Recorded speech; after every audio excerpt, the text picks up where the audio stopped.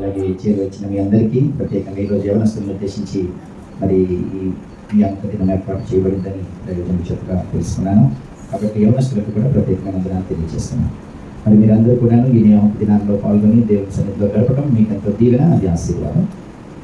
ఈరోజు ఎన్ని విషయాల్లో మనం జాగ్రత్తగా ఉండాలో దైవజనుల ద్వారా దేవుడు మనతో మాట్లాడారు. ప్రభు చెప్పాడు, మీ విషయం మీరే జాగ్రత్తగా ఉండండి. చాలా జాగ్రత్తలు బైబిల్లో ఉన్నాయి. ఆ జాగ్రత్తల్లో కొన్ని మనకు వివరించారు పరిశుద్ధాత్మ సహాయంతో. మనం ఎప్పటికై ప్రియ దేవుని పిల్లలు, మన విషయం, మన ఆత్మల విషయం మనం జాగ్రత్తగా ఉండాలి. మన కుటుంబం, మన బిడ్డల విషయం మనం జాగ్రత్తగా ఉండాలి. మంచిది. కీర్తన గ్రంథము 110వ అధ్యాయము 2వ వచనం చదువుదాం. నేను మొన్న వచ్చినప్పుడు కూడా చెప్పాను, మన జీవితమే ఒక యుద్ధం అని కదా. ఎప్పటి నుంచి ఎప్పటి వరకు యుద్ధం? పుట్టినప్పటి నుంచి చచ్చిపోయేదాకా అన్ని పోరాటాలే. జీవితం అంతా పోరాటమే. ఈ పోరాటాల్లో ఎవరు పోరాడాలి? నీ తరపున ఎవరు పోరాడడు, నువ్వే పోరాడాలి. నీ పోరాటంలో జయమివ్వడానికి ప్రభు నీకు తోడుగా ఉంటాడు. ఆయన తప్ప ఎవ్వరూ మనకు ఎల్లకాలం తోడుగా ఉండరు. ఎందుకని? నరుల చేత కానీ రాజుల చేత కానీ రక్షణ కలగదు. వారిని నమ్ముకోవద్దు. వారి ప్రాణాలు వెడలిపోతాయి. వారు మట్టి పాలవుతారు. వారి సంకల్పాలు నాడే నశిస్తాయి. ఎవరికి యాకోబు దేవుడు సహాయుడగునో, ఎవడు తన దేవుడైన యెహోవా మీద ఆశ పెట్టుకొనునో వాడు ధన్యుడు. 146వ కీర్తనలో ఆ మాట మనం చూస్తాం. అర్థమవుతుందా? కాబట్టి దేవుడు మారడు, ఆయన మాట కూడా తప్పడు కదా. మారని దేవుడవు,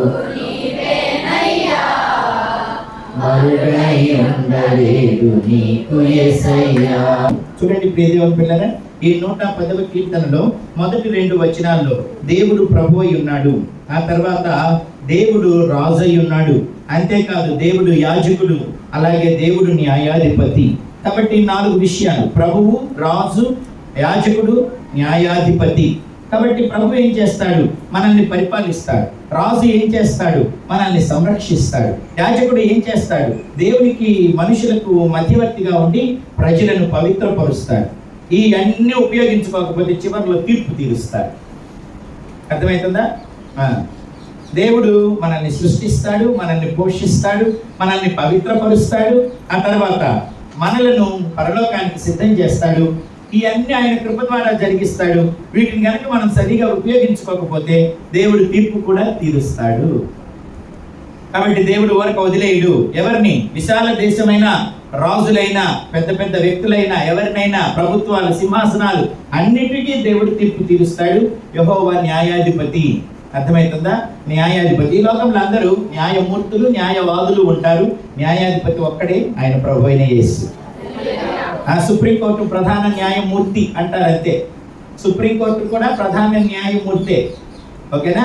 ఆ తర్వాత వాదించే వారందరూ న్యాయవాదులు, లాయర్లంతా. జడ్జీలందరూ న్యాయమూర్తులు. దేవుడు ఒక్కడే న్యాయాధిపతి. ఎందుకో తెలుసా? సుప్రీంకోర్టు జడ్జీలకు కూడా తీర్పు ఆయనే తీరుస్తాడు. కాబట్టి సర్వలోకానికి ఆయన తీర్పు తీరుస్తాడు. దేనిని బట్టి? నీ జీవితాన్ని బట్టి ఆయన తీర్పు తీరుస్తాడు. కాబట్టి దేవుడు అన్ని అనుగ్రహిస్తాడు. ప్రేమ గలవాడి. ఒక నాణ్యానికి బొమ్మ బొరుసు ఉన్నట్లు అచ్చు బొమ్మ అంటారు కదా. ఒక పక్క దేవుడు ప్రేమ కలిగిన వాడు, ఇంకొక పక్క దేవుడు తీర్పరి కూడా. ఆయన ఎంత ప్రేమిస్తాడో అంత శిక్షిస్తాడు కూడా. ఇక్కడ ఉన్నంత వరకు మనం బాగుపడాలని శిక్షిస్తాడు. ఇక కండెమ్నేషన్ ఎట్లా జరుగుతుందంటే, ఈ జీవితం దాటిన తర్వాత ఆయన పూర్తిగా మనల్ని శిక్షకు అప్పగించేస్తాడు. కాబట్టి దేవుని విషయంలో మనం బహు జాగ్రత్త కలిగి ఉండాలి. ఆయన నిరంతర ప్రభువు, నిరంతర రాజు, నిరంతర యాజకుడే. హెబ్రీ పత్రిక కిందాక దైవజనులు గుర్తు చేసినారు. ఆయన నిరంతర యాజకుడు కూడా. అట్లాగే ఆయన నిరంతర తీర్పరి కూడా.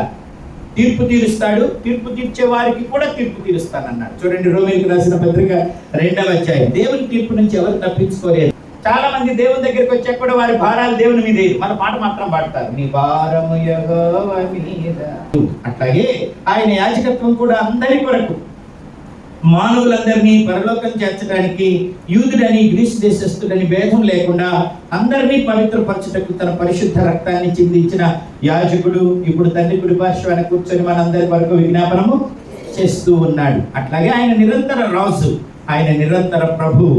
కాబట్టి ఆయన సకల దేశములను ఆయన పరిపాలిస్తూ ఉన్నాడు. సర్వ సృష్టిని ఆయన పరిపాలిస్తూ ఉన్నాడు. కనుక తన చిత్త ప్రకారం కనుక మనం జరిగిస్తే దేవుడు మన విషయంలో సంతోషిస్తాడు. ఈ ప్రభుని, ఈ రాజుని మనము ఘనపరచాలి. ఇది ఓవరాల్ గా ఇంట్రడక్షన్ మీకు చెప్పాను. ఇప్పుడు 3వ వచనం చదువుదాము. 3వ వచనం, దేవుడు ఏమై ఉన్నాడు, ఇప్పుడు మన బాధ్యత ఏమిటి అనేది కూడా నేను మీకు చెప్పాలి అని ఆశిస్తున్నాను. దేవుడు ఏమై ఉన్నాడో చెప్పానుగా, ఆయన ప్రభు అయి ఉన్నాడు, ఆయన రాజు అయి ఉన్నాడు, ఆయన యాజకుడై ఉన్నాడు, అట్లాగే ఆయన ఫైనల్ గా తీర్పరి అయి ఉన్నాడు. అర్థమవుతుందా? ప్రభు రాజు ఏం చేస్తాడు? ప్రజల తరపున యుద్ధం చేస్తాడు. యుద్ధం మనం కూడా చేయాలి. నేను మీకు చెప్పాను ఏమిటి, ఆహాబు రాజు యుద్ధం జరిగినప్పుడు 1వ రాజుల గ్రంథం 20వ అధ్యాయంలో యుద్ధము తనకంటే బలమైన శత్రువులతో చేయవలసి వచ్చింది. ఆ యుద్ధం చేస్తున్నప్పుడు ఈయన భయపడిపోయినాడు. కానీ దేవుడు అభయం ఇచ్చినాడు, నువ్వు యుద్ధం చేయి, నేను వారిని నీ చేతులకు అప్పగిస్తానని. యుద్ధం ఎవరు ప్రారంభించాలి అంటే నీవే ప్రారంభించాలి అన్నాడు. అది ఎవరు చేయాలి? యవనస్తులు చేయాలి అన్నాడు. కాబట్టి యవనస్తులు యుద్ధం చేయాలి. యుద్ధ సన్నాహ దినం. అర్థమవుతుందా? యుద్ధానికి వెళ్ళే ముందు కత్తి, డాలు, ఈటె, బాణాలు ఇవన్నీ కూడా ఎలా సిద్ధం చేసుకుంటామో మనము యుద్ధ సన్నాహ దినం, ప్రతిరోజు యుద్ధమే అయినప్పుడు ప్రతిరోజు సిద్ధపడాలి కదా, ప్రతిరోజు సిద్ధపడాలి.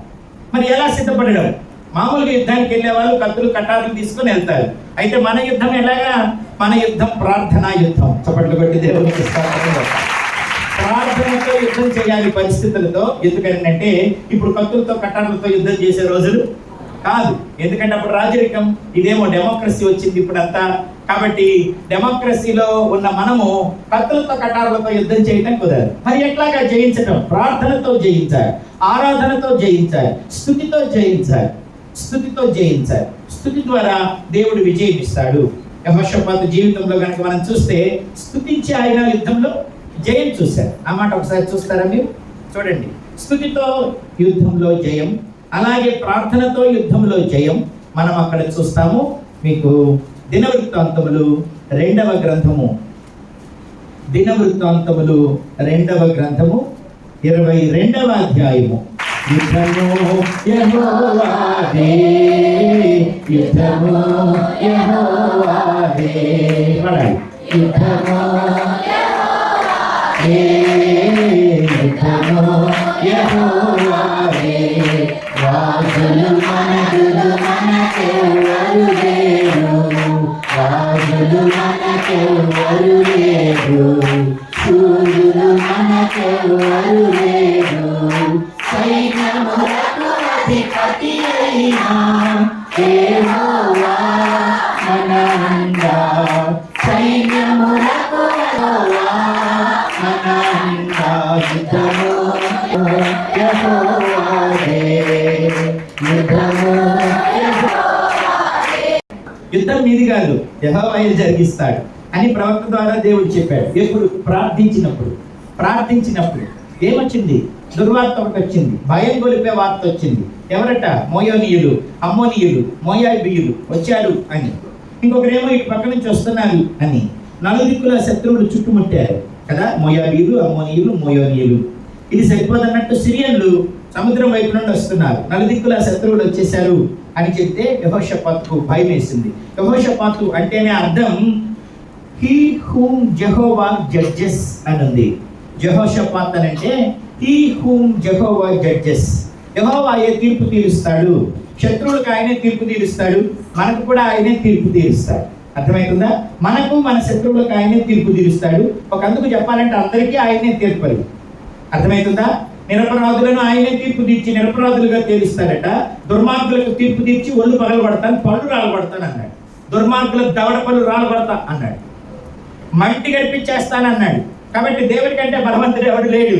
కనుక మనము యుద్ధాన్ని దేవునికి అప్పగించాలి. సమస్య, భయము వస్తే, పోరాటం వస్తే, మన శక్తి చాలకపోతే దేవుని మందిరం చేరాలి. యెహోషాపాతు నలువైపుల శత్రువులు వచ్చేసి వాళ్ళు కూడా ఎట్టాటోళ్ళట, ఒకప్పుడు వీళ్ళు వాళ్ళకి మేలు చేశారు. అదే కదా ఆయన చేసిన ప్రార్థనలో, మేము వారిని నిర్మూలన చేయకుండా వారికి మేలు చేసి బతకనిచ్చి మేము దాటొస్తే వాళ్ళు చూడు మాకు ఎట్లాంటి ఉపకారం చేస్తున్నారు, ఎట్లాంటి ప్రత్యుపకారం చేస్తున్నారో చూడండి. ఉపకారికి ఉపకారము నెపమెన్నక చేయువాడు నేర్పరి సుమతి అన్నది కదా.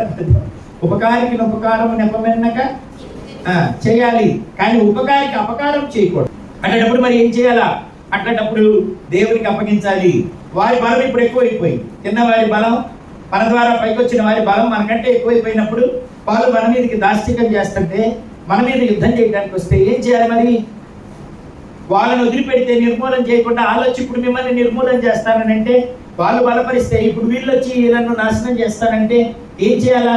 అందుకని యెహోషాపాతు పిల్లలు, పెద్దలు, యవనులు అందరూ కూడాను దేవుని మందిరానికి చేరి అక్కడ ప్రార్థన చేస్తున్నారు. ప్రభు ఎవరో వారు అర్థం చేసుకున్నారు. ఆ తర్వాత వారు దేవుని యొక్క వాగ్దానాన్ని కూడా అర్థం చేసుకున్నారు, గుర్తుపెట్టుకున్నారు. యెహోషాపాతు చేసిన ప్రార్థన ఒకసారి మీరు చూస్తే 6వ వచనం మీకు కూడా తెలిసిందా? మనం మీకు చెప్పాను కదా, ఏమన్నాడు అహాబు తోటి? నేను యెహోవానని నువ్వు తెలుసుకో మొదట, ఆ తర్వాత అన్ని తర్వాత ఆటోమేటిక్గా తెలుసుకుంటా. నువ్వు తెలుసుకొని నన్ను ఆశ్రయించు, నాకు మొరపెట్టు, నాకు చెప్పు, నాకు అప్పగించు. కొన్నిసార్లు మన సమస్యలు మనమేం భావిస్తుంటాం, దేవుని చేతికి అప్పగించు. రాత్రులు మోస్తుంటారు భారాలు, పగలు మోస్తుంటారు, అనవసరంగా మోస్తుంటారు, దేవుడి మీద భారాలు వేయరు. అన్ని దేవుడి మీద ఏమేద్దాం లేని దేవుడి మీద జాలి పడుతుంటారు. దేవుడి మీద ఎందుకండి జాలి పడటం? అన్ని భారాలు మోసే బలవంతుడు ఆయన. బలమైన దేవుడవు, బలవంతుడవు నీవు. ఇక్కడికి వచ్చింది మన భారాలు తెచ్చుకోవటానికి. ప్రయాసపడి భారం వహించిన సమస్త జనులారా నా దగ్గరికి రండి, నేను మీకు విశ్రాంతిని కలుగజేస్తాను. నీ భారాలు నా మీద వెయ్యి అన్నాడు దేవుడు. భారాలు దేవుడి మీద వేయం మనం కూడా దేవుని మందిరానికి వచ్చాక ఇక ఏ భారాలు నీ మీద పెట్టుకోకూడదు. పిల్లల భారమైనా, ఉద్యోగ భారమైనా, భవిష్యత్తు భారమైనా, ఆర్థిక భారాలైనా, కుటుంబ భారాలైనా, ఏ భారమైనా సరే దేవుని మీద పడేసి నెమ్మదిగా ఉండాలి. అదే కదా దేవుడు మనకు వాగ్దానం చేశాడు. మీరు విశ్రమించాలి, నేను మీకు విశ్రాంతిని ఇస్తా. ఈ లోకంలో మీ శరీరాలకు, మనసులకు, పరలోకంలో మీ ఆత్మకు శాశ్వత విశ్రాంతి. ఇక్కడ శ్రమల మధ్య విశ్రాంతి, అక్కడ శ్రమలు లేని విశ్రాంతి. ఇక్కడ విశ్రాంతి వాగ్దానం చేశాడు, ఇక్కడ నువ్వు విశ్రాంతిని అనుభవించాలి. అన్ని భారాలు ఆయన మీద వేయాలి. అర్థమైందా? ఒక పాటలు పాడటం కాదు. చూడండి, ఈయన ప్రభు సన్నిధికి వచ్చాడు, ప్రార్థన చేస్తున్నాడు. యెహోవా ఎవరో తెలుసుకున్నాడు. ఆకాశమందు దేవుడు అయి ఉన్నావు, లోయలు, కొండలు అన్ని సమానంగా కనపడతాయి ఆయనకి. అర్థమవుతుందా? కొండల దగ్గరికి పోతే కొండలు ఎత్తు కనపడతాయి, లోయల దగ్గరికి పోతే లోయలు లోతు కనపడతాయి. మీరు గూగుల్ మ్యాప్ లో నుండి చూసారా? కొండలు, లోయలు మొత్తం సదరంగా కనపడతాయి. దేవుడికి అన్ని సమానంగా కనపడతాయి. లోయలు కనపడతాయి, కొండలు కనపడతాయి. ఆయనకు సముద్ర అగాధం కూడా కనపడుతుందంట. చంద్రమండలంలోకి వెళ్ళినా కనపడతారట. అంత పైన ఉన్నాడు ఆయన. ఎక్కడున్నాడు ఆయన? 7 మహాకాశాల పైన సింహాసనాసీనుడై ఉన్నాడు. ఆయన నిరంతరము సింహాసనాసీనుడు. ఎవరనుకుంటున్నావు? ఆయన రాత్రి పగలు రెండు ఆయనకు ఒకటేనంట. అంటే రాత్రి నిద్రపోడు, పగలు పని చేయడు, 24 గంటలు పని చేస్తూనే ఉంటాడు ఆయన. ఆయన కుడుకడు, నిద్రపోడు, నిన్నే చూస్తుంటాడు, నీ భారాలన్నీ చూస్తున్నాడు. వాటిని ఎట్లా పరిష్కరించాలని ఆయన చూస్తున్నాడు. మనకైనా మన సొంత పనులు ఉంటాయి, కానీ దేవుడికి వేరే పనులు ఏమున్నాయి చెప్పండి? మనము మన భార్య గురించి, భర్త గురించి, పిల్లల గురించి ఆలోచిస్తుంటాం. దేవుడికి ఒకే ఒక ఉద్యోగం, నీకు సహాయం చేయడమే, నిన్ను చూడడమే, నీ కన్నీరు తుడవడమే, నీకు జవాబు ఇవ్వడమే, నిన్ను ఆనందపరచడమే, నీ భారాలు దించడమే, నిన్ను స్వస్థపరచడమే, నీకు న్యాయం చేయడమే. అంతకంటే వేరే పని దేవుడికి ఏం లేదు. అది నువ్వు గుర్తుపెట్టుకోవాలి. దేవుడికి నీకు సహాయం చేయడం తప్ప వేరే పని లేదు. నిన్ను సంరక్షించడం తప్ప వేరే పని లేదు. నిన్ను పోషించడం తప్ప వేరే పని లేదు. నీ కన్నీరు తుడవడం, నిన్ను బలపరచడం తప్ప ఇంక వేరే పని లేదు. మనకు చాలా పనులు ఉంటాయి, మన అధికారులకు కూడా చాలా పనులు ఉంటాయి. ఎందుకంటే వారికి భార్యలు ఉంటారు, పిల్లలు ఉంటారు, వారికి యాత్రలు ఉంటాయి, సొంత ఇష్టాలు ఉంటాయి, సరదాలు ఉంటాయి. దేవుడికి ఏమీ లేవే. నిన్ను చూడటమే, నీకు సహాయం చేయడం తప్ప ఇంక వేరే పని లేదు. యెహోవా ఎవరో నువ్వు తెలుసుకో, అప్పుడే నువ్వు ధైర్యంగా ఉంటావు. అందరిలాగా యెహోవాని తలుచుకోబాకు, అధికారులాగా అనుకోబాకు దేవుడిని, నీకులాగా అనుకోబాకు దేవుడిని. నేను నీ వంటి వాడిని కాదన్నాడు దేవుడు. నేను మీ వంటి వాడిని కాదు, నేనెవరో మీరు తెలుసుకోవాలి. ఎవరైనా ఆకాశమందు ఆసీనుడు. నాకు ఒక్కొక్క మాటకు ఒక్కొక్క పాట గుర్తొస్తుంది. ఆకాశమందున్న ఆసీనుడా. ఎన్ని మంచి పాటలు ఉన్నాయి మనకి. పాటలు పాడటం అలవాటు అయిపోయింది మనకి. ఆ పాటల్లో ఉన్న ప్రభువుని మనం అనుభవించాలి. నేను యెహోవాని నువ్వు తెలుసుకోవాలి. నేను యెహోవాని నువ్వు తెలుసుకో. నేను రాజుల వంటి వాడిని కాదు, నేను అధికారుల వంటి వాడిని కాదు, నేను నరమాత్రుడిని కాదు, నేను ఆత్మయ్య ఉన్నవాడను, అన్ని వేళలా ఉన్నవాడను, అందరికీ సహాయకుడను, అన్నిటినీ చూస్తుంటాను, అన్ని ఎరిగిన వాడును, అందరికంటే బలవంతుడను. చప్పట్లు కొట్టి దేవుడికి నేనెవరో నువ్వు తెలుసుకోవాలా. అర్థమవుతుందా? దేవుడు ఎవరో తెలుసుకోవాలి. ఒక గుడ్డోని తీసుకెళ్ళి ఏను గట్టాకుంటుందో చూడమంటే 4 గుడ్డోలు తగిలాడు. ఏనుగంటే షాట్ అన్నాడంట ఒకడు, ఏనుగంటే అడ్డిపోదు అన్నాడంట ఒకడు, ఏనంటే గొట్టం అన్నాడంట, తొండం పట్టుకున్నాడు, తోక పట్టుకున్నాడు, ఏనుగంటే తోక అన్నాడంట. ఏనుగంటే అది కాదు, ఈ మొత్తం కలిపితే ఏనుగు. ఆడు చూడనంత పెద్దది ఏనుగు. వాడు చూడలేనంత. మనకు కూడా విశ్వాసమైనా కూడా దేవుడు ఎంతో మనకు అర్థం కాకే ఈ బతుకు భారాలన్నీ, ఈ భయాలన్నీ. దేవుడు ఎవరో తెలుసుకో. Know your god. అర్థమైందా? అది ఎలా తెలుసుకోవాలి? అనుభవపూర్వకంగా తెలుసుకోవాలి. తెలుసుకోవాలంటే ఏమి రావాలి? ఇదిగో ఇట్లాంటి పోరాటాలు రావాలి. ఇలాంటి పోరాటాలు వస్తే ప్రభు ఏంటో తెలుస్తుంది అన్నమాట. యెహోషాపాతు అని అంటే whom he judges అని, whom Jehovah judges అని అంటే యెహోవాయే న్యాయము చేయువాడు. Jehovah is judge. Jehovah is judge. దేవుడే న్యాయాధిపతి. ఆయనే బలం కదా. ఆయన నిత్యం ఉండేవాడు. ఆయనే రాజు, ఆయనే ప్రభు, ఆయనే యాజకుడు. అందుకే ఆయన ఎవరు? అనంతమూర్తి. రాజు, ప్రవక్త, యాజకుడు, యేసే విమోచకుడు అని ఆయనే ఈ అధ్యాయంలో నుంచి ఆయన పాట రాశారు. ఎవరు లేరు ఆయనలో? అమ్మున్నారు, నాన్నున్నారు, టీచర్ ఉన్నారు, డాక్టర్ ఉన్నారు, ప్రొఫెసర్ ఉన్నారు, సైకాలజిస్ట్ ఉన్నాడు. ఎవరు లేరు యేసేలో? ఓ పెద్ద వారియర్ ఉన్నారు, ఓ అన్న ఉన్నాడు, ఓ స్నేహితుడు ఉన్నాడు. యేసేలో ఎవరు లేరు? అందుకే అంశమతకు ఒక పాట రాసింది. చాలిన దేవుడవు యేసు, చాలిన దేవుడ నీవు. అందరికీ అన్ని పరిస్థితుల్లో చాలిన వాడు ఆయన. He is sufficient God. Jehovah అంటే సఫిషియంట్ గాడ్. అది కూడా ఆల్ సఫిషియంట్ గాడ్. చెప్పండి మీరు, యెహోవా అంటే ఎవరు? All sufficient God. అర్థమవుతుందా? చాలిన వాడు, ఏ స్థితికైనా చాలిన వాడు, ఎందరికైనా సరిపోయిన వాడు. కాబట్టి ఆ చాలిన దేవుడు నువ్వు అర్థం చేసుకోవాలి. ఆయన ఆకాశమందు ఆసీనుడై ఉన్నాడు. హూ ఈస్ అవర్ గాడ్ అని అంటే ఇది అని యెహోషాపాతు తెలుసుకున్నాడు. నువ్వు కూడా తెలుసుకోవాలి. 7వ వచనం ఏమంటాడు? నీ జనుడైన ఇశ్రాయేలు ఎదుటి నుండి ఈ దేశపు కాపురస్తులను తోలివేసి నీ స్నేహితుడైన అబ్రహాము యొక్క సంతతికి దీనిని శాశ్వతముగా ఇచ్చిన మా దేవుడవు నీవే. అవును, ఆయన శాశ్వతమైన వాడు. ఆయన ఇచ్చే ప్రతి దీవెన శాశ్వతమైనదే. కనుక దేవుడే మనకు శాశ్వతంగా తన వాగ్దానాలను నెరవేరుస్తాడు. ఆయన ఈ రోజు ఇచ్చి రేపు మాట తప్పేవాడు కాడు. ఆయన మాట ఇస్తే భూమి మీద ఆకాశం ఉన్నంత కాలం ఆయన మాట మారదు. కాబట్టి శ్రమలో మనం ఎక్కడికి రావాలి? దేవుని దగ్గరికి రావాలి. శ్రమలో దేవుని దగ్గర విచారణ చేయాలి. మనం చెప్పినట్లున్నా విచారణ అంటే 3 మీనింగ్లు చెప్పారు కదా. ఏమిటది? నా నిమిత్తము, నా యొద్ద విచారణ చేసిన నా ప్రజల నిమిత్తం అన్నప్పుడు 3 విషయాలు చెప్పారు. అప్పుడు విచారణ అనే దానికి నన్ను కోరుకోవాలి, నన్ను వెతకాలి కదా. My people who have seek me, my people who have sought me, my people who have turned to me అని చెప్పారు. నా వైపు తిరగాలి, నన్ను కోరుకోవాలి, నన్ను వెతకాలి. యెహోషాపాతు దేవుణ్ణి వెతికాడు. ఎక్కడ? దేవుని మందిరములో. ఎలాగా? ఉపవాసం ఉండి. అర్థమవుతుందా? ఆ పనులన్నీ పక్కన పెట్టి ఉన్న టైం అంతా దేవుడితో గడుపుతూ మన భయాలు, మన పోరాటాలు అన్ని ప్రభువుకి చెబితే ఎక్కువ టైం దొరుకుద్ది, ఎక్కువసేపు ఉంటాం. 5 నిమిషాలు ఛార్జింగ్ పెడితే కొంచెం ఎక్కిద్ది. ఫుల్ ఛార్జింగ్ పెడితే రోజంతా పనిచేసిద్ది. ఏమంటారు? మన ఛార్జింగ్ కొద్దిసేపే పెట్టేది. ప్రార్థనే ఛార్జింగ్. అర్థమైందా? దేవుని సన్నిధిలోనే బలం ఉంది. ఆ బలం నువ్వు పొందాలి. ఈ పోరాటంలో నీకు సహాయం చేయాలి అని అంటే అది శత్రువుతోనైనా, పరిస్థితులతోనైనా, వ్యక్తులతోనైనా పోరాడాలి అని అంటే శక్తి కావాలి. శక్తి కావాలి అని అంటే ఛార్జింగ్ పెట్టుకోవాలి. మన ఛార్జింగ్ ప్రార్థనే మనల్ని ఛార్జ్ చేసేది దేవుని ఆత్మే. కాబట్టి ఎంతసేపు దేవునితో గడపాలంటే అంతసేపు గడపాలి. అందుకే పనులన్నీ పక్కన పెట్టేసేసి దేవునితో గడిపితే దేవుడు మనకు సహాయం చేస్తాడు. కనుక రోజంతా ఉపవాసం ఉండలేం కాబట్టి ఎప్పుడో ఇలాంటి నియామక కూడికలు పెట్టినప్పుడు అందరికంటే ముందు వచ్చి అందరికంటే శివరపోవాలి. అంతసేపు దేవుడితో గడపాలి, ఛార్జ్ చేసుకోవాలి. పోరాటాలు వచ్చినప్పుడు, భయాలు వచ్చినప్పుడు, నలుగురు వైపుల దిక్కుల శత్రువులు వచ్చినప్పుడు ఆయన ప్రజలందరూ కూడా దేవుని మందిరానికి వెళ్ళి అక్కడ ప్రార్థన చేస్తున్నారు. వాళ్ళు దేవుని వాక్యంలో బతుకుతున్నారు. అర్థమవుతుందా? రీఛార్జ్ చేసుకుంటున్నారన్నమాట. దేవుని బలం, దేవుని బలంతో వారు బలాన్ని పొందుతూ ఉన్నారు. దేవునికి పరిస్థితులను అప్పగించినారు. చూడండి, శ్రమ కలిగినప్పుడు మనం దేవుని కోరుకోవాలి, ఆయన సన్నిధిని కోరుకోవాలి, ఆయన వైపు చూడాలి, ఆయననే వెతకాలి. అర్థమవుతుందా? ఆయన మనకు పరిష్కారం ఇస్తాడు. ఆయన పరిష్కరించలేని సమస్య అంటూ ఈ లోకంలో ఒకటి కూడా. దేవుడు ఏమన్నాడు? నాకు అసాధ్యమైనది ఏదైనా కలదా? ఏది లేదు. ఆయనకు అసాధ్యమైనది ఏదీ లేదు. కనుక దేవుడు ఏ సమస్యనైనా పరిష్కరిస్తాడు. ఎంతటి శత్రువులనైనా అణచివేస్తాడు. అద్భుతములు చేయువాడు మన దేవుడు. అద్భుతవంతుడు మన దేవుడు, ఆశ్చర్య కార్యములను జరిగించును, ఎవరు చేయలేని అద్భుతములను. ఎందుకు? ఆయన మారనివాడు, మాట తప్పనివాడు, శక్తి తరగనివాడు, నిత్యము సహాయకుడు దేవుడు.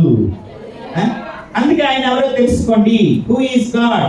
ఆయన గతంలో మన ప్రజలకు, మన పితరులకి ఏం చేశాడు, ఇప్పుడు మనకి ఏం చేస్తాడు, ఇక ముందు ఏం చేస్తాడు. మనం కూడా చెప్పాను, ఆయన నిన్న నేడు నిరంతరం ఏకరీతిగా ఉన్నాడు. ఆయన మారడు. ఆయనను ఆశ్రయించిన నరుడికి ఏ మేలు పొదువై ఉండదు కదా. 34వ కీర్తన దావీదు అనుభవం ఒకసారి.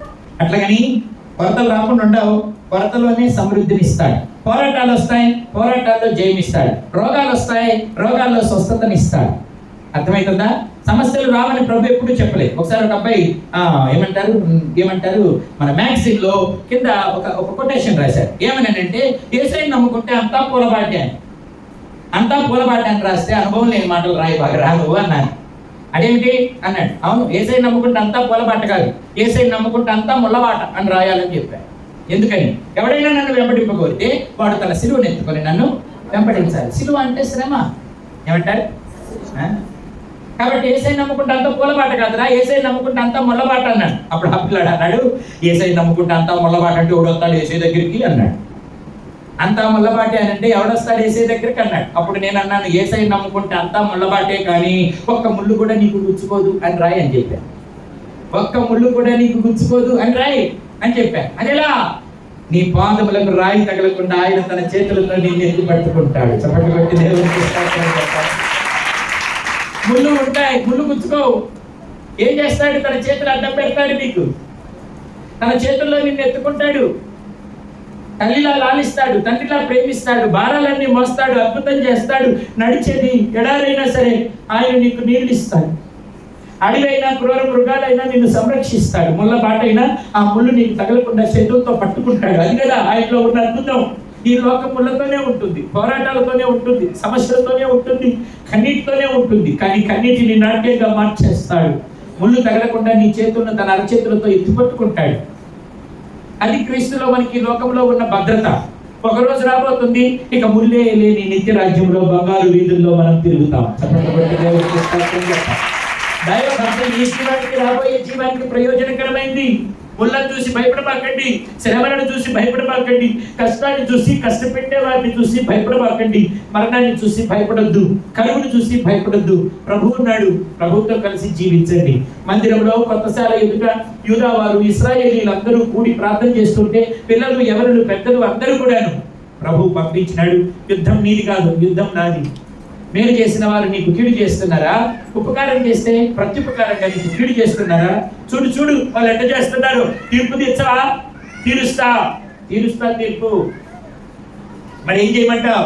రేపు వెళ్ళండి యుద్ధానికి. వెళ్ళేటప్పుడు కత్తులు కట్టాలు పట్టుకొని వెళ్ళకండి, కానీ పాటలు పాడుతూ వాయిద్యాలు పట్టుకొని వెళ్ళండి అన్నాడు. యుద్ధానికి ఎవరైనా తాళాలు, తప్పెట్లు, బాకాలు, పిల్లల గ్రోవులు పట్టుకొని వెళ్తారండి ఎవడైనా యుద్ధానికి? అట్టాగే వెళ్ళమన్నాడు. తర్వాత మీరు ఇంటికి వెళ్ళాక చదవంటే ఇప్పుడు అంతా చదవడం కష్టం. మీరు వెళ్ళండి, పంక్తులుగా తీరండి, కానీ ఏం చేయాలా? ఇప్పుడు దాకా ప్రార్థన చేశారు కదా, రేపు మీరు పాటలు పాడుతూ వెళ్ళండి, స్తుతిస్తూ వెళ్ళండి. క్రైస్తవ యుద్ధంలో బలమైన ఆయుధాలు, ఒకటి ప్రార్థన, రెండవది స్తుతి. సమస్యకు ముందు స్తుతించాలి. యెహోషాపాతు ఎప్పుడైతే దేవుడు యుద్ధం నాది, మీది కాదు, నాది, రేపు వాళ్ళందరినీ నీ చేతికి అప్పగిస్తానన్నాడు, విశ్వసించి స్తుతించడం మొదలు పెట్టినాడు. ఆ తర్వాత రేపు యుద్ధానికి వెళ్తూ కూడా స్తుతించండి అని చెప్పినాడు. కనుక కత్తులు కటారులు పట్టుకోవటం మాని సైన్యమంతటిని పంక్తులుగా పెట్టి దేవుడు చెప్పిన త్రోవలో ఆ నలుగురు సైన్యాన్ని ఎదుర్కోవటానికి మీకు వెళ్తూ ఉన్నారు. ఎలాగా? పాటలు పాడుతా, వాయిద్యాలు వాయిస్తా వెళ్తున్నారు.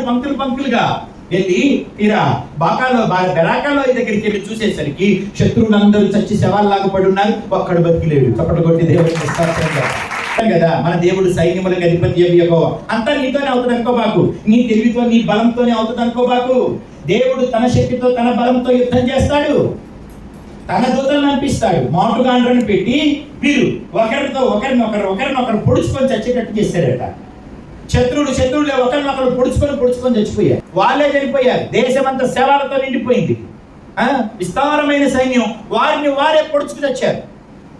ఇక వాళ్ళ మీద ఉన్న ఆభరణాలు, వాళ్ళు ముట్టడి వేసినప్పుడు తెచ్చుకున్న ఆహార పదార్థాలు, గుడారం నిండా ఆ ఆస్తిపాస్తులు, ఆహార పదార్థాలు, ఆభరణాలు ఉంటే వాటన్నిటిని పోగేసుకోవడానికి 3 రోజులు పడిందంట. స్తుతి కొడుకు పెడుతున్నారు, పోగేసుకుంటున్నారు, స్తుతి పెడుతున్నారు, పోగేసుకుంటున్నారు.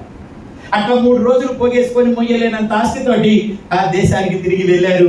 4 చచ్చిపోయారు. ఈ దేశం వర్ధిల్లింది. దేవుడు ఎలాంటి వాడు? అద్భుతవంతుడు మన దేవుడు, ఆశ్చర్య కార్యములను జరిగించును, ఎవ్వరు చేయలేని అద్భుతములు. శోధించే, బాధించే, వేధించే దుష్టుడు ఈ లోకం దాని పరిస్థితులన్నిటి నుంచి అద్భుతంగా దేవుడు మనల్ని విడిపిస్తాడు. బెరాకా లోయ, యుద్ధ లోయ, ఇప్పుడు అది స్తుతి లోయగా మారింది, ఆశీర్వాదాల లోయగా మారింది, దీవెన లోయగా మారింది. మన గెరార్ లోయ గురించి చెప్పాను, ఇస్సాకు గురించి ఎంతమందికి గుర్తుంది? గుర్తున్న వాళ్ళందరూ ఒకసారి చెప్పండి కొట్టండి. ఈరోజు బెరాకా లోయ, ఇక్కడ న్యాయం చేసే దేవుడు ఉన్నాడు. అర్థమైందా? యుద్ధంలో భయపడబాకండి. యుద్ధానికి ఖడ్గాలే అవసరం లేదు. ఎరుకో గోడల్ని కూల్చినప్పుడు ఏం డైనమైట్లు పెట్టారు, వీరు స్తుతించారు, ఆ గోడలు కూలిపోయినాయి. ఇప్పుడు కూడా ఇంతమంది 4 సైన్యం మీద యెహోషాపాతు యుద్ధం చేయడానికి వెళ్ళినప్పుడు స్తుతించారు, ప్రార్థించారు. సాతానుడు ఓడిపోయినాడు, శత్రువు ఓడిపోయి మరణించినాడు. వారి ఆస్తంతా వీరు తెచ్చుకొని వీరే గొప్ప జనమైపోయినారు. నా ప్రియ దేవుడి పిల్లారా, బెరాకా లోయ, యుద్ధ లోయ ఆ స్తుతి లోయగా మారింది, ఆశీర్వాదపు దీవెన లోయగా మారింది. అత్యానంద భరితులైనారు కనుక మనం దేవుని వైపునకు వెళ్ళాలి. అంతేగాని కష్టం వస్తే వాళ్ళ దగ్గరికి వెళ్ళకూడదు. మరి ఇప్పుడు ఏం చేయాలా? నీకంటే పెద్ద తలకాయ ఉంటే అక్కడికి పో. మానవుల కంటే పెద్ద తల దేవుడికి ఉంది. చప్పటి కొట్టి దేవుడికి. ఎందుకని? ఆలోచనకర్త, ఆశ్చర్యకరుడు, అద్భుతాల దేవుడు. ప్రభు నీకున్నాడని తెలుసా? ఇట్లాంటి దేవుడు నీకున్నాడని నీకు అర్థమైందా? ఎంత ధైర్యంగా ఉండాలి, ఎంత ధైర్యంగా ఉండాలి, ఎంత అతిశయంగా ఉండాలి, ఎంత ఆనందంగా ఉండాలి. ఎప్పుడు బాధపడకూడదు, ఎప్పుడు భయపడకూడదు, ఏమో ఏమో అనకూడదు. దేవుడు అన్నీ చేస్తాడు. దేవుడు వదిలిపెడతాడా? దేవుడు వదిలిపెట్టాడు. ఏ లోయలు నిన్ను బాధిస్తున్నాయి, ఏ బాధ్యతలు నిన్ను బెదిరిస్తున్నాయి? దేవుడు శక్తి కలిగిన వాడు. ముదిమి వచ్చే వరకు నిన్ను ఎత్తుకుంటా, తల వెంట్రుకలు నరిచేంత వరకు నిన్ను చక్కబెట్టుకుంటా. ప్రకటించేది నేనే, రక్షించేది నేనే. నేను నిన్ను వదిలిపెట్టును, నేను నిన్ను వదిలిపెట్టును. దేవుడు వదిలిపెడతాడా? ఆయన ఉన్నవాడు, ఆయన ఉన్నవాడు, ఆయన చాలిన దేవుడు. ఆయన నీతో ఉంటాడు, నువ్వు ఆయనతో కలిసి బ్రతకాలి. బెరాకా లోయ స్తుతి లోయగా మారిపోయింది. అదే దేవుడు పిల్లలు, స్తుతి గోత్రపు సింహమా యేసయ్యా, నా ఆత్మీయ ప్రగతి నీ స్వాధీనమా. అసాధ్యమైనది ఏమున్నది, అసాధ్యమైనది ఏమున్నది, అసాధ్యమైనది ఏమున్నది. స్తుతి గోత్రపు సింహమా యేసయ్యా, నా ఆత్మీయ ప్రగతి నీ స్వాధీనమా. నీ నీతి కిరణాలపై నా దిక్కు దశలన్నీ నీవేనని. నీ నీతి కిరణాలపై స్తుతి గోత్రపు సింహమా యేసయ్యా, నా ఆత్మీయ ప్రగతి నీ స్వాధీనమా. ఆరాధన చేయటం సాతాను మీద యుద్ధం ప్రకటించటం అంట. అర్థమైందా? ఆరాధన చేయటం అంటే సాతాను మీద యుద్ధం ప్రకటించటం. ప్రార్థన చేయటం అంటే సాతానుని బెదిరించటం. చప్పట్లు కొట్టి దేవుడికి సాతానుని బెదిరించుట, ప్రార్థించుట అంటే. అర్థమైందా? ఆరాధన చేయటం అంటే సాతానుతో యుద్ధాన్ని ప్రకటించటం. ఎందుకని? నా ప్రభు యెహోవా, నా దేవుడు శక్తి సంపన్నుడు, నా తరపున ఆయన యుద్ధం చేస్తాడు, కాసుకో అని చెప్పడమేనట. ఈ స్తుతి ఆరాధన మనకు ఆయుధాలైతే దేవుని సన్నిధిలో మనం బలం పొందితే విజయాలు దేవుడు మనకు అనుగ్రహిస్తాడు. ఆయన రిజర్వ్ చేసి ఉంచుతాడు. రిజర్వ్ చేసి ఉంచి తగిన సమయంలో దేవుడు నీకు సమస్తాన్ని అనుగ్రహించువాడై ఉన్నాడు. దేవుడు ఎలా తీరుస్తాడు మన అవసరతను? మనుషులను ఉపయోగించుకొని తీరుస్తాడు. కొన్నిసార్లు కాకులతో తీరుస్తాడు, కొన్నిసార్లు దేవదూతలతో తీరుస్తాడు, కొందరు పేద విధవరాలతో తీరుస్తాడు. ఏలియాకు ఆహారం లేకపోతే సాయపత్తు తల్లి పేద విధవరాలతో తీర్చినాడు, కాకులతో పంపించాడు. అరణ్యంలో ఒక్కడే మరణాపేక్ష కలిగి బాధపడుతూ ఉంటే ఆయన ఆకాశం నుంచి దేవదూతను పంపించి పొయ్యి పెట్టి, రాళ్ళు పెట్టి, వంటొండి పెట్టించాడు. చప్పట్లు కొట్టి దేవుడికి స్తోత్రం. ఎట్లా చేస్తాడు? ఎట్లాగైనా చేస్తాడు, ఎలాగైనా తీరుస్తాడు, ఎవరినైనా ఉపయోగించుకుంటాడు. నువ్వు ఆశించిన దారిలో కాదు, ఆయన ఒక అద్భుత ద్వారాన్ని తెరుస్తాడు. చప్పట్లు కొట్టి దేవుడికి స్తోత్రం చెప్పాలి. సహాయం చేసేవాడు దేవుడు, కార్యాలు నెరవేర్చేవాడు దేవుడు, యుద్ధాలను మలిపేవాడు దేవుడు, నెమ్మదినిచ్చేవాడు దేవుడు. అర్థమవుతుందా? దేవుడు మనకున్నాడు. అర్థమవుతుందా? దేవుడికి ఒకసారి గట్టిగా స్తోత్రం చెప్పాలి. అని చెప్పండి. యుద్ధ సన్నాహ దినమున తన ప్రజలు ఇష్టపూర్వకంగా ఆయన దగ్గరికి వస్తారు. కాబట్టి నియామక దినాలు, ఉపవాస దినాలు, నీ శ్రమలో నువ్వు దేవునికి మొరపెడితే దేవుడు న్యాయం తీరుస్తాడు. ఆయన నీ దగ్గరికి వస్తాడు, నువ్వు ఆయన దగ్గరకు వస్తే. అర్థమవుతుందా? కనుక మనము దేవుని దగ్గరికి వెళ్ళాలి, దేవుని ఆశ్రయించాలి, దేవునికి మొరపెట్టాలి. మనము చేసే ప్రతి ఉపవాస ప్రార్థనలో దేవుడు మనకు ఊహించడాన్ని గొప్ప మేలు చేస్తాడు. 110వ కీర్తన మన మూల వాక్యం 3వ వచనం. యుద్ధ సన్నాహ దినమున నీ ప్రజలు ఇష్టపూర్వకముగా వచ్చెదరు. నా ప్రియ దేవుని పిల్లరా, దేవుని దగ్గరికి వచ్చిన యెహోషాపాతుకు, యూదా ఇశ్రాయేలు ప్రజలకు, యెరూషలేము కాపురస్తులకు దేవుడు ఎంత గొప్ప మేలు చేశాడో మనం చూసాం. నీ యవనులలో శ్రేష్ఠులు పరిశుద్ధాలంకృతులై మంచు వలె అరుణోదయ గర్భంలో నుండి నీ యొద్దకు వస్తారు. యవనస్తులు దేవుని సన్నిధిలో ఉండటం చాలా ముఖ్యం. నేను ఇందాక చెప్పాను, నిన్న చెప్పాను, చిన్నపిల్లలకి యవనస్తులకి పెద్ద కష్టాలు అప్పుడే తెలియదు. వాళ్ళకి చదువులో ఓడిపోవడం ఒకటే కదా. కష్టం అంటే ఏమిటి చెప్పండి? అమ్మా నాన్న ఉన్నంత వరకు చదువుల్లో ఓడిపోవటం ఒక సమస్య, లేకపోతే ప్రేమించిన వారు మోసం చేస్తే అప్పుడు కొంచెం కష్టాలు వస్తాయి కదా. ఇవే మనకి పెద్ద సమస్యలు ఉంటాయి. ఎందుకంటే నీ బర్త్డే వస్తుందంటే అమ్మోళ్ళు అప్పులు చేసి బట్టలు కొనిస్తారు, జూనియర్ వస్తుందంటే వాళ్ళే డబ్బులు చేస్తారు, లోన్ పెట్టో ఏటో పెట్టో అప్పులు తీసుకొని ఎట్టో కట్ట మీకు ఫీజులు కట్టేస్తారు, మీకోసం అంతా ఇంతో ఇల్లు స్థలం పొలం సిద్ధం చేస్తారు. మీకేం తెలుస్తాయి కష్టాలు? ఏం తెలియదు. పెళ్లి చేసుకున్నాక ప్రారంభం అవుతాయి కొన్ని కష్టాలు. అర్థమవుతుందా? శోధనలు వస్తాయి, పరీక్షలు వస్తాయి. అందుకే పెద్దవాళ్ళకి తెలిసినంత కష్టాలు పిల్లలకి ఎవరికి తెలియవు. అందుకని వాళ్ళు అన్కంట్రోల్డ్గా ఉంటారు. కష్టం సుఖం మధ్య తేడా లేకుండా ఉంటుంది మీకు. అర్థమవుతుందా? కానీ జీవితం విజయవంతంగా ఉండాలి అని అంటే తప్పకుండా జీవితాన్ని నేర్చుకోవాలి, జీవితాన్ని జాగ్రత్తగా కాపాడుకోవాలి, తల్లిదండ్రుల్ని జాగ్రత్తగా కాపాడుకోవాలి, నీ అవయవాలను జాగ్రత్తగా కాపాడుకోవాలి, నీ మనస్సును ఆత్మను జాగ్రత్తగా కాపాడుకోవాలి. మనకు 3 ఉన్నాయి. శరీరం ఉంది, మనస్సు ఉంది, ఆత్మ ఉంది. ఆత్మ శాశ్వతం. ఈ మనస్సు శరీరం చచ్చిపోతే పోతాయిలే. అయితే ఈ శరీరానికి ఆత్మకు మధ్యలో వారధి లాంటిదట మనస్సు. ఈ మనస్సు నెమ్మదిగా ఉండాలి. కొన్నిసార్లు మనస్సు కష్టాలు పాలైపోద్ది, నిద్ర పట్టదు. ఎప్పుడు? నమ్మిన వారు మోసం చేసినప్పుడు. ఏమంటారు? యవనస్తులకు వచ్చే మెయిన్ సమస్యలు చదువు, పోషణ, స్నేహితులతో, ప్రేమించిన వారితో. ఆ తర్వాత ప్రవర్తన సమస్యలు ఉంటాయి యవనస్తులకి. ప్రవర్తన సమస్యలు. అర్థమవుతుందా? ఏమిటా ప్రవర్తన సమస్యలు అంటున్నాను? మనము ప్రవర్తనతోనే మీరు ఎక్కువగా పోరాడుతుంటారు. మేము ఆ దశ కొంచెం దాటి వచ్చాం కాబట్టి ఇప్పుడు నన్ను వేరు చేసుకొని మీకు చెబుతున్నాను. మీరు ఎక్కువగా ప్రవర్తన సమస్యలతో పోరాడుతుంటారు. ఇంకా ఆర్థిక సమస్యలు అంటే అమ్మ నాన్న చూసుకుంటారు. ఇప్పుడు ఉన్నారు యవనస్తులు, ఏమన్నా కూడా చూడాలి. ప్రవర్తన సమస్యలు చాలా ముఖ్యం. ఆ ప్రవర్తనలో మీరు ఎక్కువగా శోధించబడేది ప్రేమ. నన్ను ఎవరైనా ప్రేమించాలని కోరుకుంటాను, నేను ఎవరితోనైనా ప్రేమించబడాలని కోరుకుంటాను, నా ప్రేమను వ్యక్తం చేయాలని కోరుకుంటాను. ఓకేనా? ఇది ఒక పెద్ద శోధన. తర్వాత సెల్ ఫోన్ ఒక శోధన. సెల్ ఫోన్ ఒక శోధన. మనుషుడు కనిపెట్టిన 3 ప్రమాదకరమైనవి ఉన్నాయి. ఒకటేమో తుపాకీ అంట, ఇంకొకటేమో బాంబు అంట, ఇంకోటి సెల్ అంట. తుపాకీ కంటే బాంబు కంటే ప్రమాదకరమైనది సెల్ ఫోన్. అర్థమైందా? తుపాకీ ఏమో దగ్గర ఉన్నవాడిని కాలుస్తారు, బాంబు అయితే ఈ దేశం నుంచి ఇంకో దేశం మీద తీయొచ్చు, ఇదైతే జీవితాన్ని కాల్చుకోవచ్చు. వ్యక్తిగతంగా మనల్ని మనమే నాశనం చేసుకోవచ్చు దీంతో. కాబట్టి ఈ బాంబుని జాగ్రత్తగా ఉపయోగించుకోకపోతే జీవితాలు పాడైపోతాయి. ప్రేమను కూడా జాగ్రత్తగా ఉపయోగించుకోవాలి. ప్రేమించడం మంచి లక్షణమే, దేవుడు కూడా ప్రేమ ఉన్నాడు. అయితే ప్రేమ ఎవరిని ప్రేమించాలి అని అంటే మొదట అమ్మను నాన్నను ప్రేమించాలి. దానికంటే ముందు వాళ్ళని ఇచ్చిన దేవుడిని ప్రేమించాలి. నిన్ను అమ్మ నాన్నకు వరంగా ఇచ్చింది దేవుడు, నీ అందం అవయవాలు ఇచ్చింది, చురుకుదనం తెలివి వయస్సును ఇచ్చింది దేవుడు. కనుక దేవుడిని ప్రేమించాలి ఫస్ట్. ఆ దేవుడు ఇచ్చిన తల్లిదండ్రులను ప్రేమించాలి. ఆ దేవుడు నిన్ను నీతి మార్గంలో నడిపించడానికి నీ కొరకు నియమించిన దైవజనులను ప్రేమించాలి. పెళ్ళైనాక భార్యను ప్రేమించవచ్చు.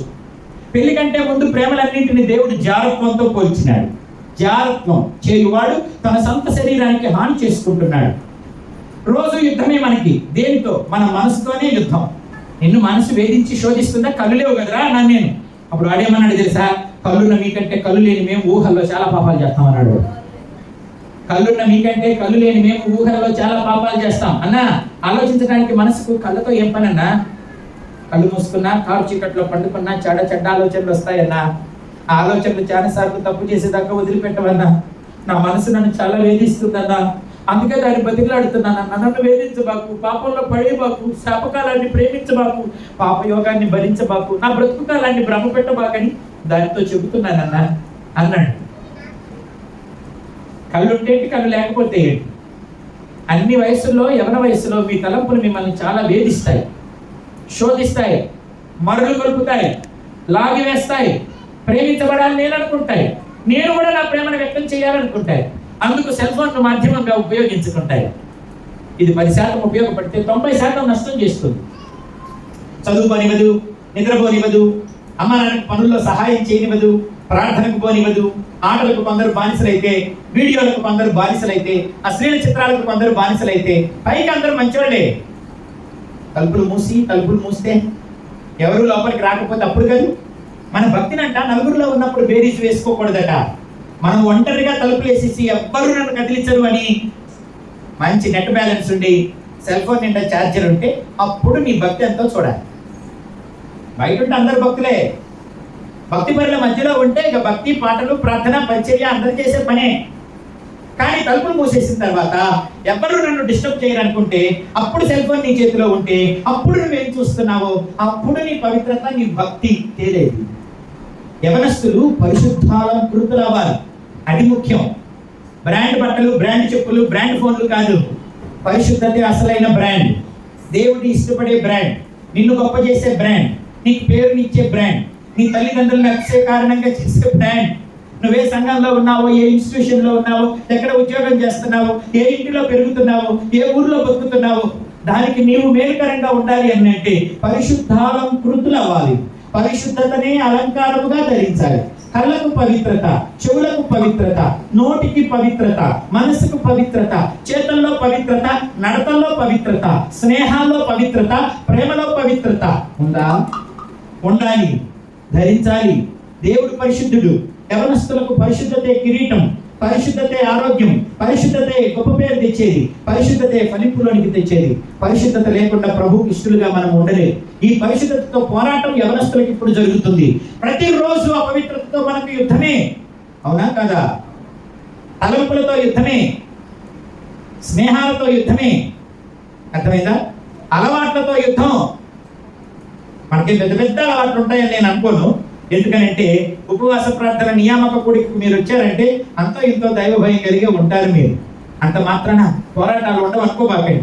దావీదే వ్యభిచారపు మనసుతో శోధించబడ్డాడు, అందులో పడిపోయాడు.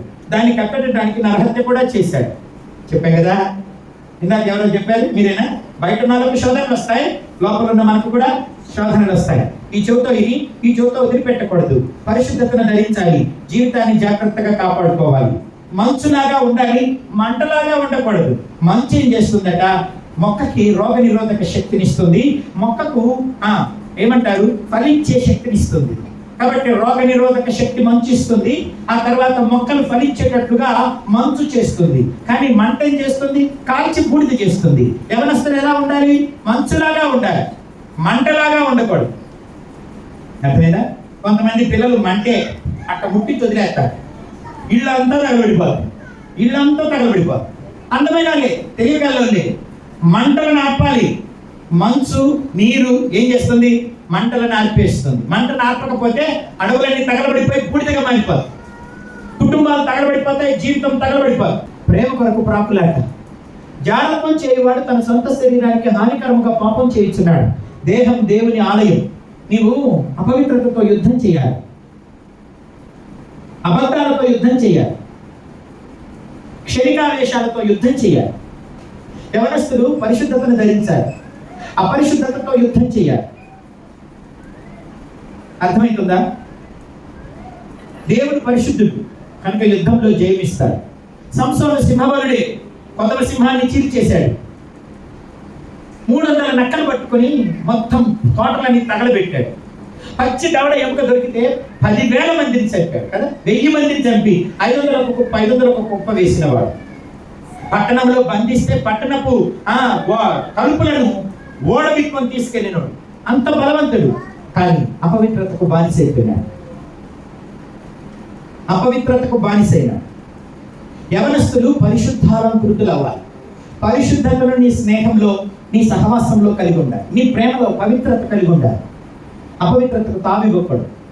నీకు ఇచ్చిన వాటిని నువ్వు జాగ్రత్తగా కాపాడుకోవాలి. నీకు తెలివి ఇచ్చాడు, అమ్మ నాన్న ఇచ్చాడు, కుటుంబం ఇచ్చాడు, మంచి అవయవాలు ఇచ్చాడు, అందమే ఇచ్చాడు. వాటిని మీరు జాగ్రత్తగా కాపాడుకోవాలి. వాటిని పాడు చేయడానికి దుష్టుడు ప్రయత్నం చేస్తారు. జీవితం పాడైపోతుంది. అర్థమవుతుందా? కనుక మనం చాలా జాగ్రత్తగా ఉండాలి. పాపానికి ప్రేరేపించే వ్యక్తులతో స్నేహం చేయకూడదు. మీరు పోరాడాల్సింది దుష్ట స్నేహాలతో, మీరు పోరాడాల్సింది అపవిత్రమైన ప్రేమలతో, మీరు పోరాడవలసింది గర్వంతో, మీరు పోరాడవలసింది సొంత ఇష్టాన్ని నెరవేర్చుకోవాలనే మనసుతో పోరాడాలి. చాలాసార్లు దేవుని ఇష్టం, తల్లిదండ్రుల ఇష్టం జరిగించకుండా మీరు వారికి వ్యతిరేకంగా పోరాడేటట్టు దుష్టుడు చేస్తారు. కాబట్టి తిరుగుబాటు అనే మనస్సుందే, దానితో మనం పోరాడాలి. యవన ఇచ్చలతోటి మనం పోరాడాలి. అర్థమైందా? లోకాశలతో మనం పోరాడాలి. ఎవరి ఇచ్చలతో మనం పోరాడాలి. లేకపోతే అవి మన జీవితాన్ని తగలబెట్టేస్తాయి. 32 సంవత్సరాల నుంచి సేవలో ఉన్నాను. చాలా జీవితాలు పతనమైపోవటం చూశారు. కనుక సోమరితనంతో పోరాడండి. చాలా మంది సోమరులు ఉంటారు. వ్యర్థమైన వాటి మీద మనసు ఉంటుంది. అది ఉప్పుకు కొరకు పనికిరాదు. పోరాట కూర్చొని ఫ్రెండ్స్తో గంటలు మాట్లాడుతుంటారు. ఏం చేయాలి? సోమరితనం మంచిది కాదు యవనస్తులకి. ఆ తర్వాత సొంత ఇష్టాలు నెరవేర్చడం అనేది మంచిది కాదు. గర్వం, తిరుగుబాటు మంచిది కాదు. వాటితో నువ్వు పోరాడాలి. ఈ సెల్ ఫోను, ఇందులో చూసే వ్యర్థమైన వాటితో నువ్వు పోరాడాలి. వాటిని జయించాలి, లేకపోతే నష్టపోతారు. అప్పుడే దేవుని పిల్లలు, యవనస్తులు ఎక్కువగా నష్టపోయేది ఎక్కువగా నిద్రపోతారు, ఎక్కువగా వ్యర్థమైన మాటలు మాట్లాడతారు, ఎక్కువగా ఊరికే ఫ్రెండ్స్తో తిరుగుతుంటారు. పని పాట లేకుండా ఫ్రెండ్స్తో తిరగకూడదు. పని లేకుండా బయటకు వెళ్ళకూడదు. నేను మారు మనసు పొందిన తర్వాత నుంచి పని లేకుండా ఎప్పుడూ రోడ్డు మీదకి పోలేదు. ఎప్పుడూ పని లేకుండా రోడ్డు మీదకి పోలేదు, నిలబడలేదు. ఎప్పుడూ పని లేకుండా పక్కింటికి ఓరక పలకరింపుకు పోలేదు అసలు ఎప్పుడు. ఎందుకంటే నాకు భక్తి నేర్పించిన దైవజనులు అలా నేర్పించారు. సమయాన్ని వ్యర్థం చేయటం లేదు. చదువుకోవటం, పరిచర్య చేయటం, చదువుకోవటం, పరిచర్య చేయటం. ఆనాటి నుంచి ఈనాటి వరకు అనేక లక్షల మందికి దీవెనకరంగా దేవుడు నన్ను చేసినాడు. ఒకప్పుడు నేను మంటలాగా, నిప్పులాగా నా జీవితాన్ని కాల్చుకొని, నా తల్లిదండ్రుల డబ్బును, వారి ఆశలను అన్నింటినీ కాల్చి పాడు చేసినాను. ఇంకెప్పుడైనా వస్తే నా సాక్ష్యం మీతో చెబుతా. సెల్ ఫోన్లు, చదివేవి, వినేవి, మాట్లాడేవి నేను అపవిత్రం చేస్తాయి. యవనస్తులకు పవిత్రతే ఒక ఆయుధం, పవిత్రతే ఒక ఆభరణం, పవిత్రతే ఒక వస్త్రం. ఆ పవిత్రతను పాడు చేస్తాడు సాతానుడు. పవిత్రత లేని చోట పాపమే ఉంటుంది. ఆ పాపం నిప్పు లాంటిది, కాలు చేస్తుంది. నీ ఫలాలు, నీ బలం అంతా ఉడికిపోతుంది. ఒకడు తన ఒడిలో నిప్పులు పెట్టుకుంటే కాలకుండా ఉంటాయా? నిప్పుల మీద నడిస్తే వాడి పాదాలు కమలకుండా ఉంటాయా? గుడ్డలో దాచినంత మాత్రాన నిప్పు లోపల ఉండదు. ఈ గుడ్డలో నిప్పు పెట్టి గట్టిగా పట్టుకున్నాను అనుకో, ఎవరికి కనపడకుండా అది లోపల లోపల లోపల లోపల కాల్చుకుంటూ వచ్చి నా చేయి కాలుతుంది. వదిలేస్తే అప్పుడు తెలుస్తుంది ఎంత కాలిపోయిందో. కాలిపోయిన గుడ్డ దేనికి పనికిరా అన్నట్టు మనం బ్రతుకోండి దేనికి పనికిరాలి. పాపం నిప్పు లాంటి. కవర్ చేయకు, కప్పకు, దాచకు, మేనేజ్ చేయకు. పాపాన్ని మేనేజ్ చేయలేరు ఎప్పుడు.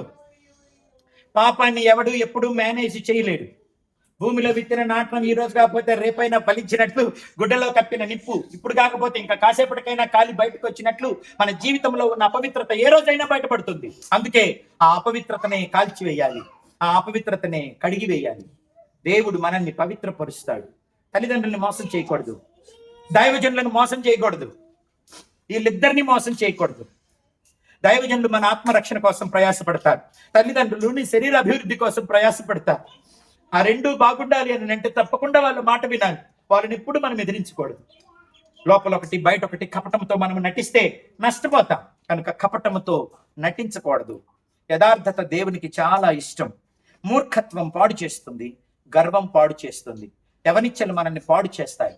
సంసోను బలాన్ని పాడు చేసి, గుడ్డివాడిని చేసి, గానుగలిసినట్టు చేసి, చివరికి దాగోను గుడిలో శిథిలాల మధ్యలో చితికిపోయేటట్టు చేసింది. ఓ దేశాన్ని రక్షించాలనుకొని దేవుడు పుట్టిస్తే చివరికి వాడు శత్రువు చేతిలో చచ్చిపోయినాడు. బలమంతా ఉడిగిపోయింది. గుడ్డివాడై నన్ను బలపరచు తండ్రి, ఈ ఒక్కసారి నన్ను బలపరచు తండ్రి అని ప్రార్థన చేశాడు. ఇచ్చిన బలమంతా ఏమైంది? పట్టణాలను పడేసే బలం, ఏనుగు అదే ఎముకతోటి 1000 మందిని చంపిన బలం, 300 నక్కలను పట్టుకున్న బలం, కొదమ సింహాన్ని మేక పిల్లలాగా చీల్చేసిన బలం ఏమైపోయింది? అపవిత్రతతో మొత్తం నిర్వీర్యమైపోయింది. అపవిత్రత మనిషిని పాడు చేస్తుంది. అందుకని పవిత్రత నిన్ను ఆరోగ్యంతో, అందంగా, దీర్ఘాయుషుతో ఫలించే వ్యక్తిగా చేస్తుంది. నువ్వు మంచులాగా ఉండి ఫలానికి రోగాన్ని నిరోధించే, రోగ నిరోధక శక్తిని పెంపొందించే వ్యక్తిగా ఉండాలి.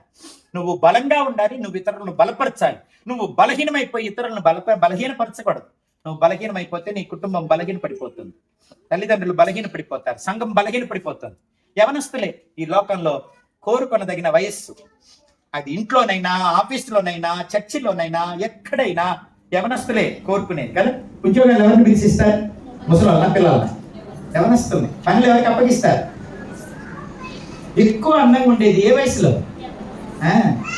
నిగనిగలాడుతా, నూనె కారుతా, పెదాలు కానీ, కళ్ళు కానీ అన్ని నిండుగా అందంగా కనపడేది యవన వయసు. అట్లాగే సాతాను పాడు చేయడానికి కూడా వేటాడేది యవన వయసులోని.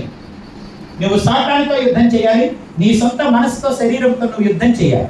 శరీరంలో కలిగే కోరికలు, మనసులో కలిగే ఆశలు, వాంఛలు, దుష్టుడు కలుగజేసే ప్రతి శోధన యవన వయసులోనే ఎక్కువగా ఉంటుంది. యవనులు బలవంతులు.